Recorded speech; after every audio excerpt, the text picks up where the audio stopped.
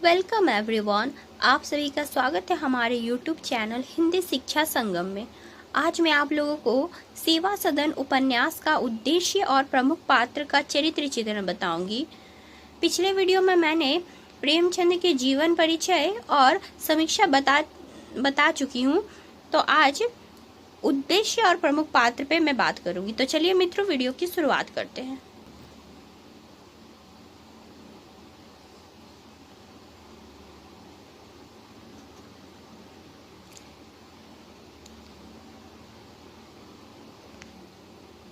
सेवा सदन का उद्देश्य। साहित्य की साधना निष्प्रयोजन नहीं होती, वह सो उद्देश्य लिखता है। प्रेमचंद मानववादी और साहित्य से उपयोगिता की मांग करने वाले लेखक हैं, इसलिए उनकी प्रत्येक रचना का निश्चित उद्देश्य है। सेवा सदन की रचना उन्होंने नारी समस्या को केंद्र में रखकर ही किया। दहेज की कुप्रथा और अनमेल विवाह के कारण एक नारी को जीवन निर्वाह करने में हेतु वेश्यावृत्ति करने को बाध्य होना, यह दिखाना ही सेवा सदन का उद्देश्य है। डॉक्टर रामविलास शर्मा की दृष्टि में सेवा सदन की मुख्य समस्या भारतीय नारी की पराधीनता है। उनकी विचार से सेवा सदन की एक तिहाई पृष्ठों में सुमन को वेश्यावृत्ति करते दिखाया गया है। सुमन का घर से निकलना, पद्म सिंह भोलीबाई के आश्रय से निकलकर दाल मंडी तक पहुंचना, वहां से विधवा आश्रम से होते हुए सेवा सदन तक पहुंचना, यह वृत्त सुमन के जीवन से संबंधित है। सेवा सदन की कथा वस्तु में मात्र वैश्या समस्या को ही नियोजित नहीं किया गया है, बल्कि अन्यायन सामाजिक समस्याओं को भी तरजीह दी गई है। दहेज की कुप्रथा, रिश्वतखोरी, धार्मिक ठगी, सांप्रदायिक विद्वेष और गरीबी को भी सेवा सदन में चित्रित किया गया है। प्रेमचंद की दृष्टि व्यापक थी। महाजनी सभ्यता, धर्म, भाग्य, भगवान तथा जमींदार को प्रेमचंद शोषण तंत्र मानते थे। इसके द्वारा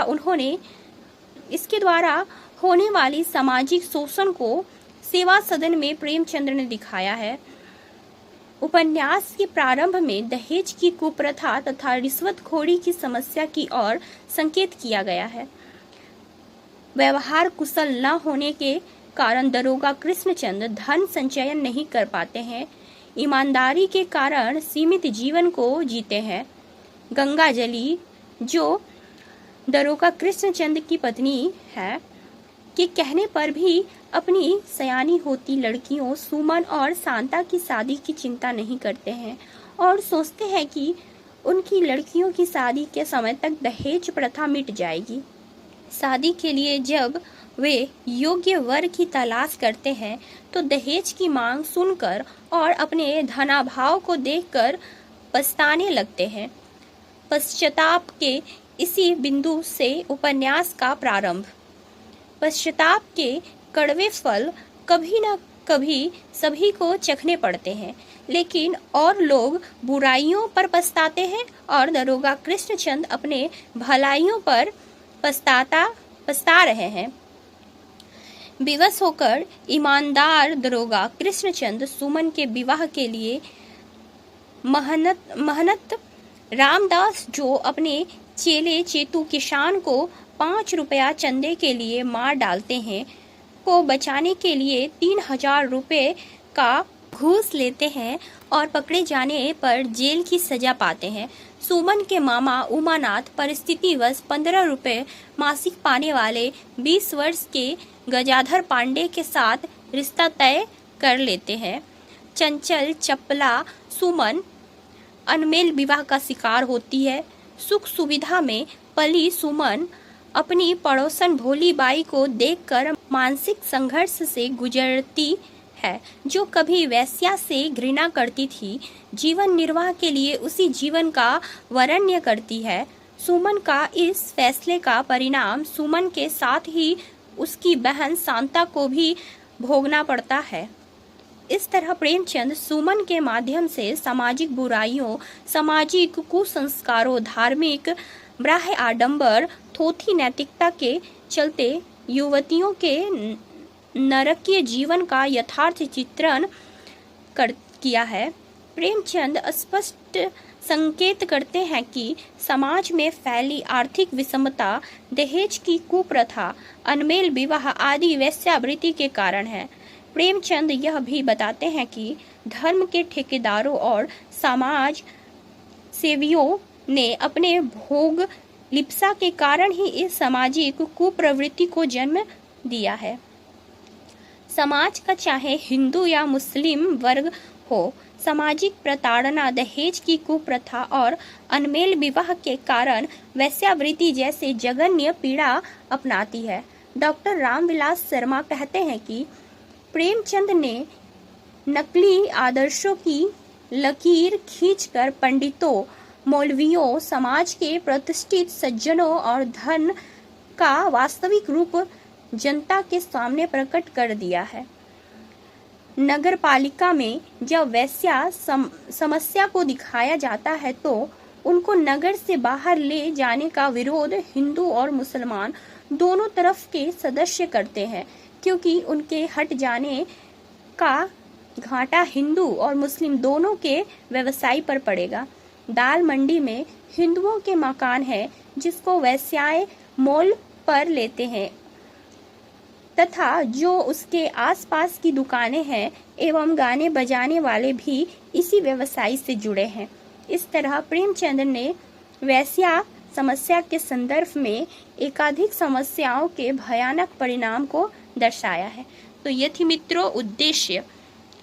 आगे हम प्रमुख पात्र सुमन का चरित्र चित्रण जानेंगे। सुमन जो कि उपन्यास की प्रमुख पात्र है, उसी को केंद्र में रखकर यह उपन्यास लिखा गया है। सेवा सदन के रचनाकार प्रेमचंद सुधारवादी और आदर्शवादी थे, किंतु उनके सुधारवाद और आदर्शवाद में यथार्थवाद और मानवतावाद भी साथ चल रहा था। आज़ादी का दौर था, देश अंग्रेजों के विरुद्ध सक्रिय रूप से लड़ रहा था। साहित्य भी अपने स्तर पर प्रयत्नशील था। वैचारिक बदलाव को लाने में साहित्य अपना अभूतपूर्व योगदान दे रहा था। प्रेमचंद अपने कथा साहित्य के द्वारा आदर्श पात्रों को सृष्टि कर समाज को चेतनशील करने का प्रयास कर रहे थे तथा सामाजिक सुधार और नारी मुक्ति के पथ की तलाश में प्रेमचंद ने वेश्या समस्या को उठाया और केंद्र में सुमन को स्थापित किया। सुमन सेवा सदन की नायिका है एवं नायिका होने के सभी आदर्श गुण उसमें मौजूद है। सुमन के जीवन संघर्ष और चरित्र के 3 पड़ाव है। पहला है दरोगा कृष्णचंद की लाडली बेटी, दाल मंडी की रूपवती सुमन, सेवा सदन की आदर्श सेविका। इन तीनों पड़ाव में गजाधर पांडे के साथ सुमन के अनमेल विवाह की भी एक महत्वपूर्ण भूमिका है, जो सुमन को घर से निकालकर दाल मंडी में बैठने को विवश किया। सुमन के चरित्र चित्रण में प्रेमचंद ने उसकी जीवन की जिस स्थितियों का वर्णन किया है, उसमें प्रेमचंद की आदर्शोन्मुख यथार्थवादी दृष्टिकोण प्रमुख रही है। कृष्णचंद के घर में सुमन सुख सुविधा के साधनों के साथ जीवन व्यतीत करती है। सुमन सुंदर और चंचल है और अपने को दूसरों से बढ़ चढ़ कर रखने को चेष्टा करती है। दरोगा कृष्णचंद अपनी बेटियों का हर सुविधा का ध्यान रखते हैं, किंतु स्थितियों के बदलाव के कारण परिवार आर्थिक संकट से ग्रस्त होता है तथा महत्वाकांक्षिनी सुमन का विवाह एक अधेड़ के साथ हो जाती है।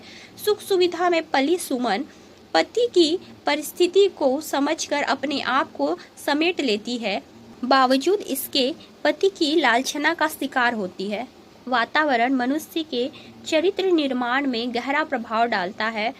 पति से प्रताड़ित होकर जब वह भोली बाई के मान सम्मान को देखती है, तब वह मानसिक संघर्ष से गुजरने लगती है। कभी वह भोली बाई से स्वयं को श्रेष्ठ समझती है तो कभी अपने बंधन युक्त अभावग्रस्त जीवन पर तरस खाने लगती है। अपने मन को तसल्ली देते हुए सोचती है, मैं दरिद्र सही, दीन सही, पर मैं अपनी मर्यादा पर दृढ़ हूँ।